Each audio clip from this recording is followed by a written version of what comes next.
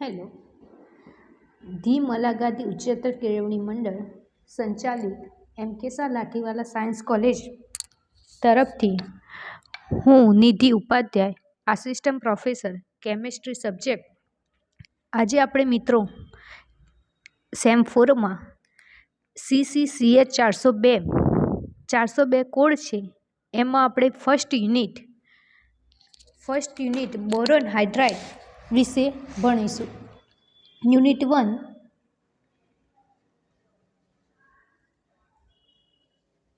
Boron hydride.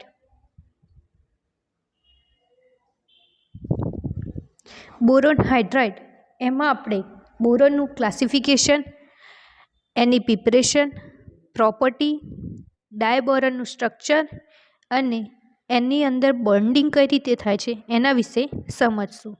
તો સૌથી પહેલાં આપણે ઇલેક્ટ્રોન, ઉણપ, અણુઓ કોને કહેવાય એના વિશે સમજીએ. ઇલેક્ટ્રોન ઉણપ ધરાવતા અણુઓ એટલે કોઈ અણુમાં હાજર સહસંયોજક બંધ જેટલા ઇલેક્ટ્રોન જોઈએ તેના કરતાં ઓછા ઇલેક્ટ્રોન હોય તેવા અણુઓને ઇલેક્ટ્રોન ઉણપ ધરાવતા અણુઓ કહે છે. એટલે ઇલેક્ટ્રોન ઉણપ ધરાવતા અણુઓ એટલે કોઈ અણુમાં હાજર સહસંયોજક બંધમાં જેટલા ઇલેક્ટ્રોન હોય તેના કરતાં ઓછા ઇલેક્ટ્રોન હોય તેવા અણુઓને ઇલેક્ટ્રોન ઉણપ ધરાવતા અણુઓ કહે છે.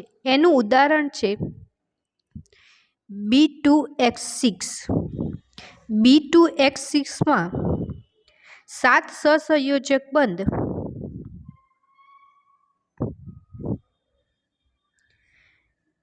6 BH અણુના, 1 બોરોનના, એમ કરીને 7 × 2 એટલે 14 સહસંયોજક બંધ હોય છે. પણ એમાં 12 સહસંયોજક ઇલેક્ટ્રોન હાજર હોય છે. એટલે B2H6ને ઇલેક્ટ્રોન ઉણપ ધરાવતા અણુઓ કહે છે. આવા ઇલેક્ટ્રોન ઉણપ ધરાવતા અણુઓ મોટે ભાગે બોરોન હાઇડ્રાઇડ્સમાં જોવા મળે છે.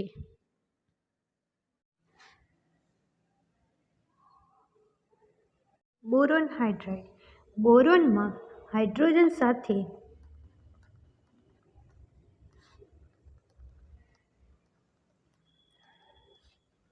સંયોજવાથી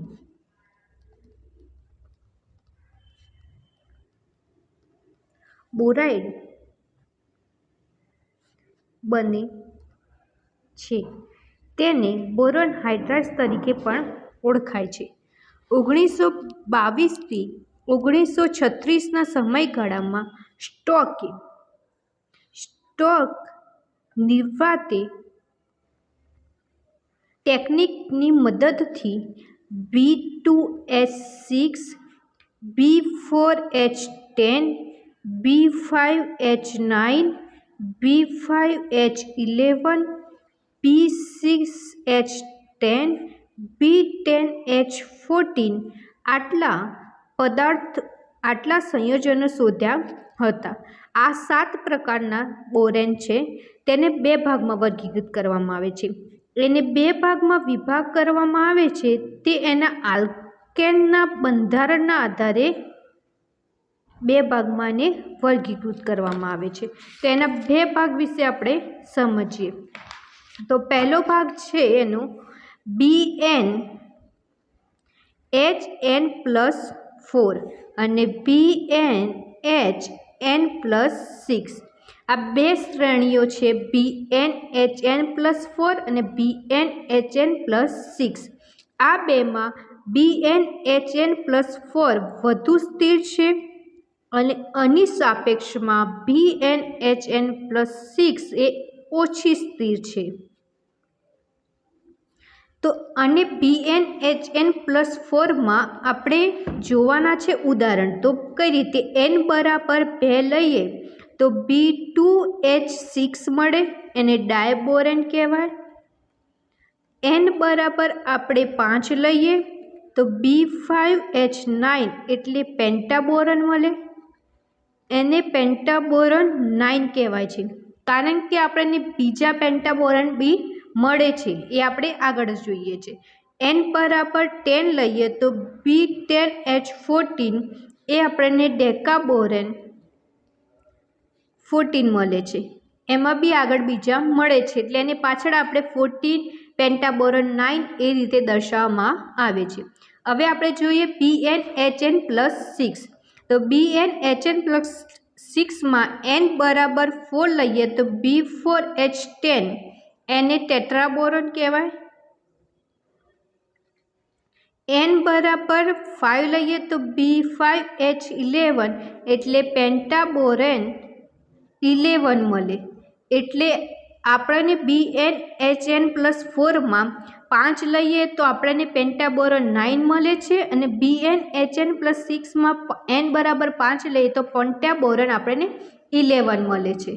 તો એ રીતે આપણે આગળ લઈએ તો n બરાબર 9 તો B9H50 નેના બોરોન મળે છે ને જ રીતે n બરાબર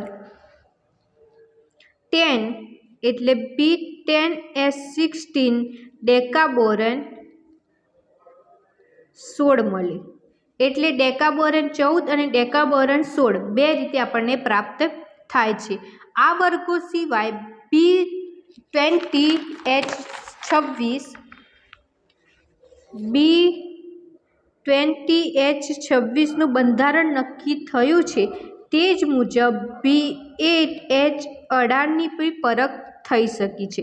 તો BnHn40 શ્રેણી એ સ્થિર છે અને BnHn+6 શ્રેણી બોરનની સરખામણીમાં ઓછી શ્રેણી ધરાવે છે અને એ બંને સમાન છે।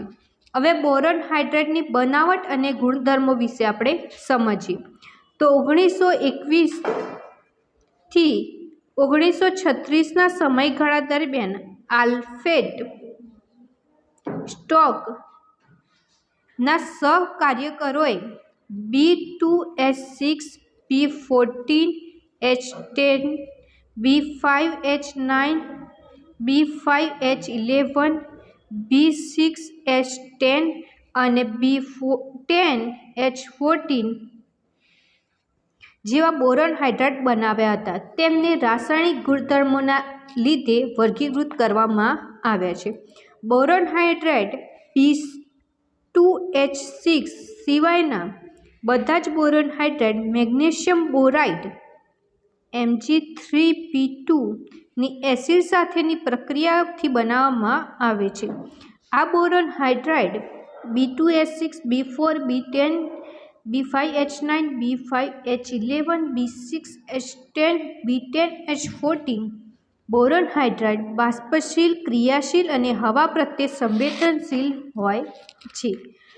B6H10 ની બનાવટમાં જ બનાવાય હાલ સ્ટોકની પદ્ધતિથી B6H10 ની બનાવટ વપરાય છે। બાકીના બોરોન હાઇડ્રેટ વિવિધ પરિસ્થિતિઓમાં ડાયબોરેન B2H6 ની પાયરોલિસિસની હાઇડ્રોજનની પ્રક્રિયકોની હાજરીમાં તૈયાર કરવામાં આવે છે। એટલે B6H10 એ સ્ટોક પદ્ધતિથી મેળવી શકાય છે અને B2H6 એ B2H6 એ પાયરોલિસિસની હાઇડ્રોજનની બીજા પ્રક્રિયકોની સાથે તૈયાર કરવામાં આવે છે। B2H6 ની 100 સે તાપમાને પાયરોલિસિસ ની પ્રક્રિયાથી B10H14 મળે છે। તો B2H6ની પાયરોલિસિસની પ્રક્રિયાથી B10H14 મળે અને H2ની હાજરીમાં 250°C તાપમાને પાયરોલિસિસથી B5H9 મળે છે। તો હવે B2H6 ડાયબોરોનની બનાવટ વિશે સમજવાનું છે। તો મેગ્નેશિયમ બોરાઇટની ફોસ્ફરસ એસિડની સાથેની પ્રક્રિયાથી બોરેન્સ મિશ્રણ મળે છે।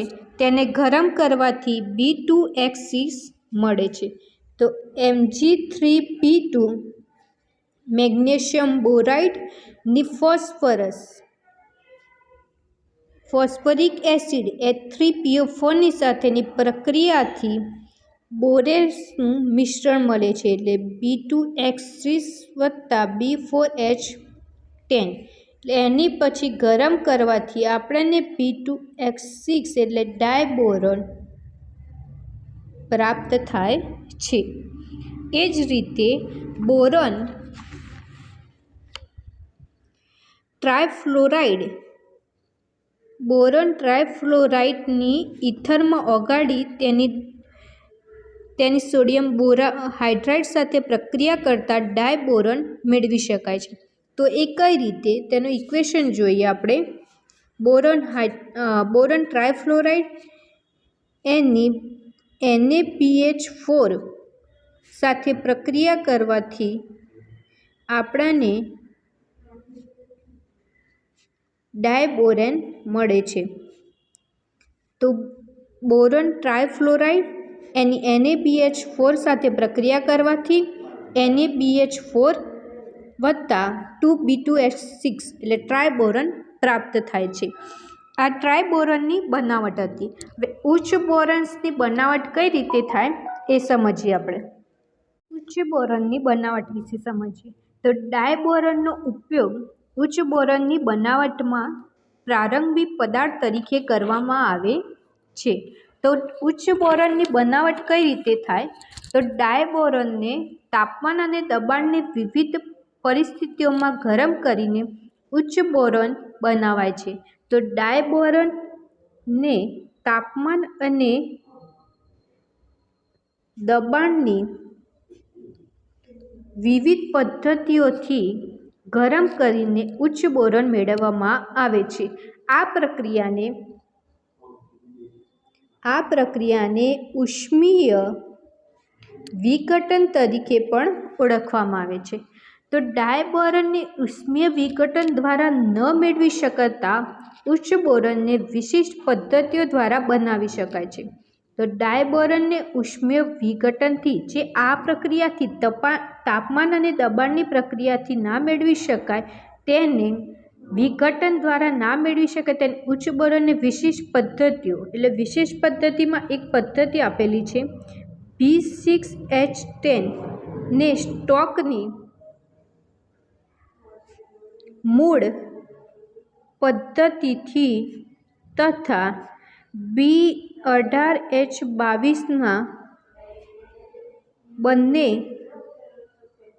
સમઘટકોને બોરેનના ઓક્સી એસિડના જળ વિભાજન દ્વારા મેળવવામાં આવે છે। તો મોટાભાગના ઉચ્ચ બોરોન મેગ્નેશિયમ બોરાઇડની એસિડ સાથેની પ્રક્રિયા કરીને મેળવવામાં આવે છે।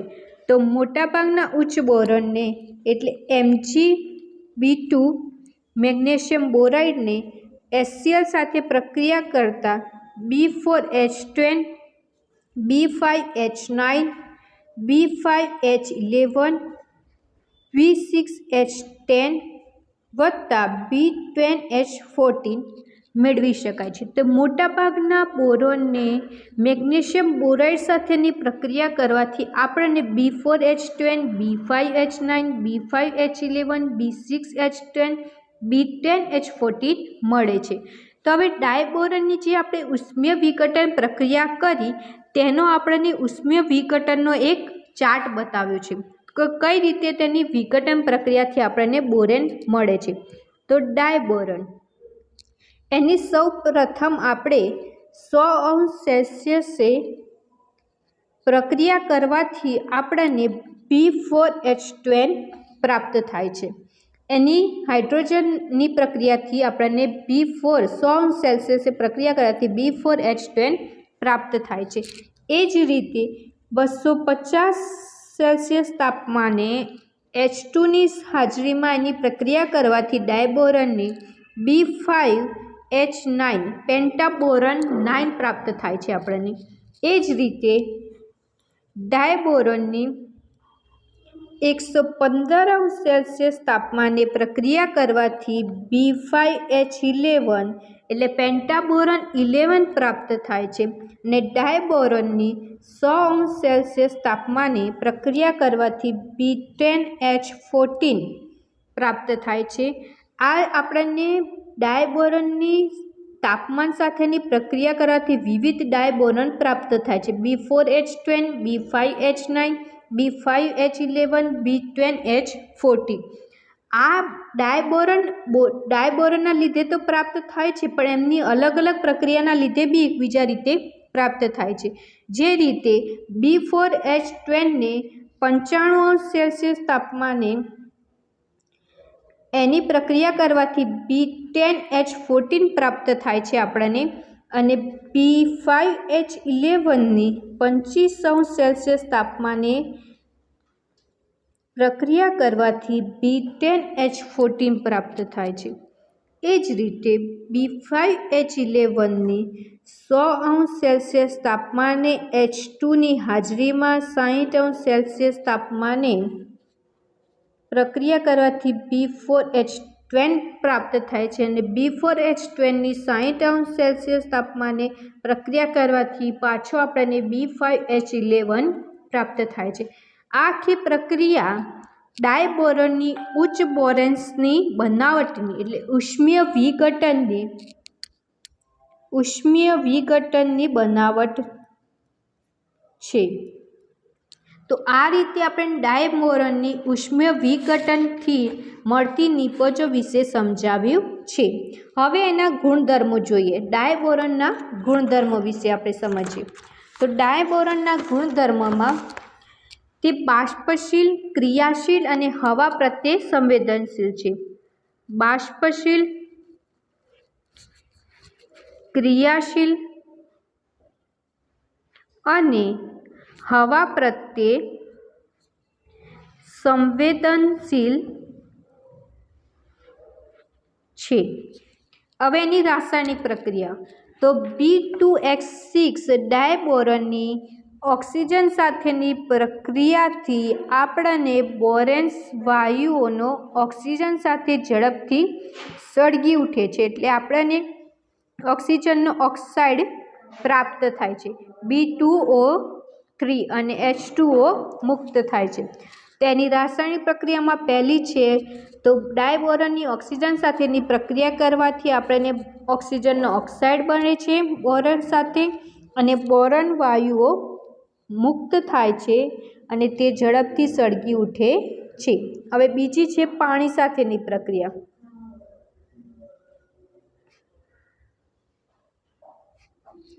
તો બોરેન્સની પાણી સાથેની જળ વિભાજન અનુભવીને બોરિક એસિડ H3BO3 તથા હાઇડ્રોજન વાયુ ઉત્પન્ન થાય છે। તો બોરોન પાણી સાથેની H2O સાથેની પ્રક્રિયાથી આપણને બોરિક એસિડ પ્રાપ્ત થાય છે। આ બોરિક એસિડ પ્રાપ્ત થાય છે અને H2 દૂર થાય છે।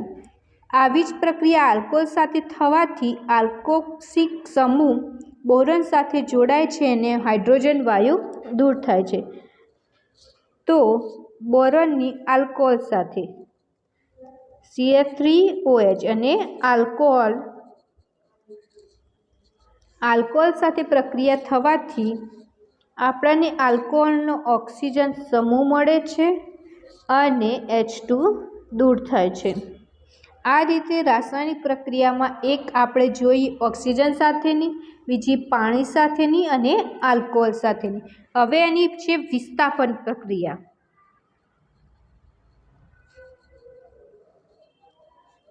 વિસ્થાપનમાં એક છે હેલોજન સાથેની અને બીજી છે હેલો એસિડ સાથેની। તો હેલોજન સાથેની તો બોરેનની ઝડપી પ્રક્રિયા અનુભવી અને હેલોજિનેટ બોરેન્સ બનાવે છે।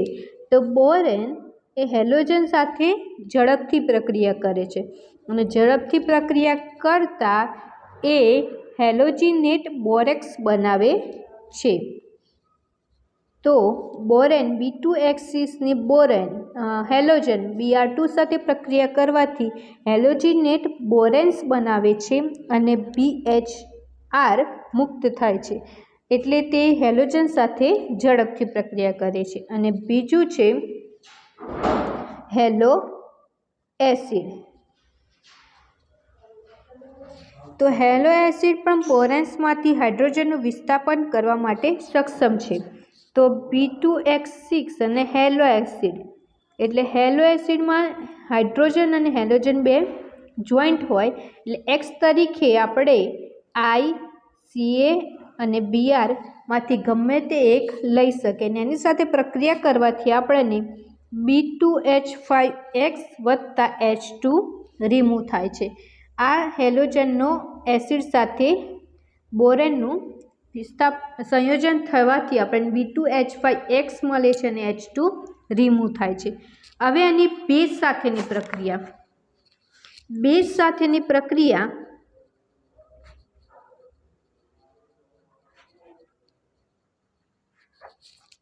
તો બોરોનનો હાઇડ્રાઇડ બેઝિક દ્રાવણના સંપર્કમાં આવતા હાઇપોબોરેટ તથા હાઇડ્રોજનમાં વિઘટન પામે છે। તો B2H6 વત્તા 2KOH બે સાથે પ્રક્રિયા કરતા K2B2H6O2 એટલે તે હાઇપોબોરેટ તથા હાઇડ્રોજનમાં વિઘટન પામે છે। એને B2H6O2 ને H2O સાથે પ્રક્રિયા કરવાથી 2KBO2 વત્તા 5H2O મળે છે, એટલે H2 રિમૂવ થાય છે। આ રીતે એની બેઝ સાથે પ્રક્રિયા કરે અને છેલ્લી પ્રક્રિયા છે એમિનો સાથે પ્રક્રિયા કરવાથી। એમિનો સાથેની પ્રક્રિયાથી યોગશીલ સંયોજન થાય છે અને આપણને મોટાભાગના હાઇડ્રાઇડ એમિનો સાથેની પ્રક્રિયા કરી યોગશીલ સંયોજનો બનાવે છે। તો તેથી આપણને ડાયબોરેનના ડાયએમિનો પ્રાપ્ત થાય છે। તો B2H6 વત્તા એમિનો સાથે પ્રક્રિયા કરવાથી B2H6 વત્તા 2NH3 એટલે આપણને ડાયબોરેનના ડાયએમોનિયા પ્રાપ્ત થાય છે। હવે એની વિશિષ્ટ પ્રક્રિયાઓ છે, એની બે વિશિષ્ટ પ્રક્રિયાઓ આપેલી છે। ડાયબોરોન કાર્બનિક પદાર્થમાં રહેલા ક્રિયાશીલ સમૂહનું રિડક્શન કરી શકતો હોવાથી પ્રબળ રિડક્શન કર્તા તરીકે ઉપયોગી છે। તો કાર્બનિક પદાર્થમાં ક્રિયાશીલ સમૂહનું એટલે RCHOનું રિડક્શન કરી શકતો હોવાથી પ્રથમ રિડક્શન કરતા છે। તો RCH2નું PR એટલે ડાયબોરોન સાથે પ્રક્રિયા થવાથી RCH2OH એટલે આપણે પ્રાપ્ત થાય છે એ પ્રબળ રિડક્શન કરતા છે। અને બીજી છે ઇથરમાં બનાવેલા ડાયબોરોનના દ્રાવણની અસંતૃપ્ત હાઇડ્રોકાર્બન સાથેની પ્રક્રિયાથી ડાયબોરેન મેળવે છે। તો ઇથર સાથેની પ્રક્રિયાથી ડાયબોરોનના દ્રાવણની સંતૃપ્ત હાઇડ્રોકાર્બન સાથેની પ્રક્રિયાથી ડાયબોરેનેસ મળે છે। તો ઇથરની ડાયબોરોન સાથે પ્રક્રિયાથી આપણને ડાયબોરોનેસ મળે છે અને બી મુક્ત થાય છે। આ રીતે આપણે એની પ્રક્રિયાઓ જોઈ 5। એક છે પાણી સાથેની, બીજી વિસ્થાપન સાથે, વિસ્થાપનમાં હેલોજન અને હેલો એસિડ, બેઝ સાથેની, ઓક્સિજન સાથેની અને એમોનિયા સાથેની, અને એની 2 વિશિષ્ટ પ્રક્રિયાઓ આપેલી છે।